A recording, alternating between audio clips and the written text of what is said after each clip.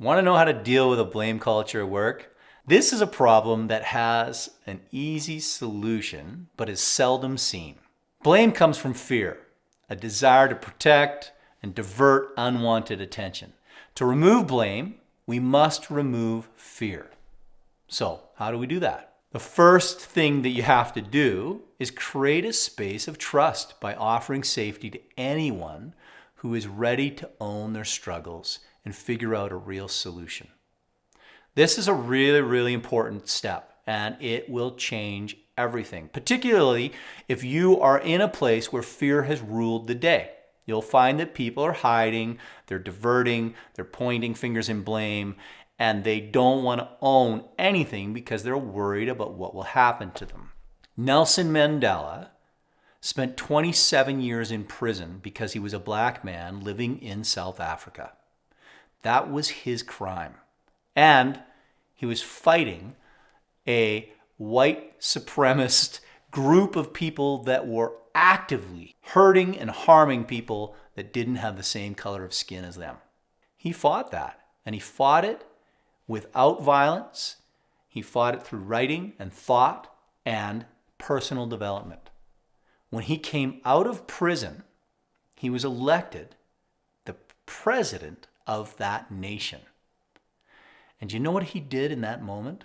He did not call all of the political leaders that had been responsible for his unjust imprisonment and put them to task. He brought them forward and offered them amnesty so that he could discover why and how they had created the dysfunction within the systems of governance that they were using and solve the real issue. If he had thrown them all in prison, people would have started hiding and lying and pretending that they had no part of the issues that they were facing, and they would not have been able to resolve as much as they did in that time. Obviously, South Africa is like America and every other country, and there's lots to do to get better. However, that simple offering of safety for those people who had done so much wrong transformed that country. South Africa is an amazing country of transformation thanks to Nelson Mandela, who was offering safety to those who had harmed him. That's a powerful thing. I don't know that many of us have the capacity to do that, but we're not talking about, in most cases, a work environment that is going to cause us to be thrown into prison. If you're in a space, though, where you feel like, man, I got to get to the bottom of this, consider, who do I need to win over? How do I need to do this? What are the real problems that I'm worried about? And offer a space where people can talk openly about the problems they're facing without any repercussions if they're honest. That will give you insight into problems that you did not know existed. If you're seeing blame everywhere, you must recognize the second step, that if you can't create the safety, then you must recognize that there is a problem. Oh my gosh, we got a blame culture. What's going on here? That recognition, the ability to say this has got to stop, we've got to change, is powerful. Too often, I see companies that talk about blame culture as if it's outside of their company. They're saying that everyone else outside of the company, outside of your division, outside of your department, outside of your little team is caught up in blame, but not you. Recognize we've got a problem here, and I am part of it because I'm part of this company and I've got to fix it. The moment you start taking responsibility for that and putting it on yourself, you have a chance to address the problem. Then, in all your meetings, in all your conversations, with the employees that you face, the people that report to you, the people you report to, stop all blame conversations. Do not allow it. If you have a leader that cannot own the broken messes that his employees make, he should not be leading. He needs to be, or she needs to be able to stand in front of the people that she's leading and say, I made a mistake. I didn't do this. And this is what's interesting. Leaders that will take absolute ownership and not point a finger of blame, not only will their team come to their defense and say, no, they didn't do that. That was me. I made that mistake. Your colleagues will stand up and say, I think you're taking yourself too harshly on the chin there. Let's get into this. And then there becomes a discussion about a real solution versus pointing the finger of blame and ignoring the problem because you're laying it at the foot of a person that has to shoulder that load and either get fired or put on a work progress plan. And they carry that, and it disheartens people, makes people leave. It makes people continue to blame because then they don't have to change. It stays easy. You just keep blaming, keep diverting, keep ignoring, and you won't get the progress that you need.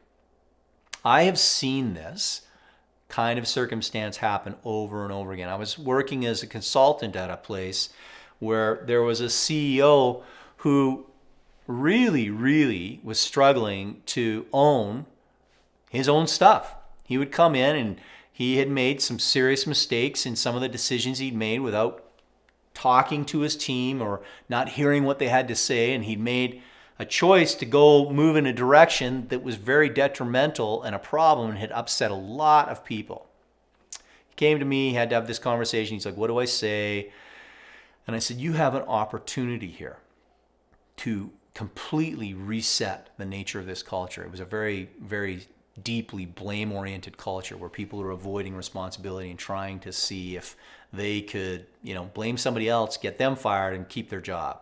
And I said, you have an opportunity to reset all of this by coming in and apologizing to your team of leaders and saying, I made a mistake, and I apologize. I've heard, some feedback that tells me that this is what I did, and I want to make it right and figure this out. So let's, share with me how this has impacted you, and let's get to the bottom of this and make it happen.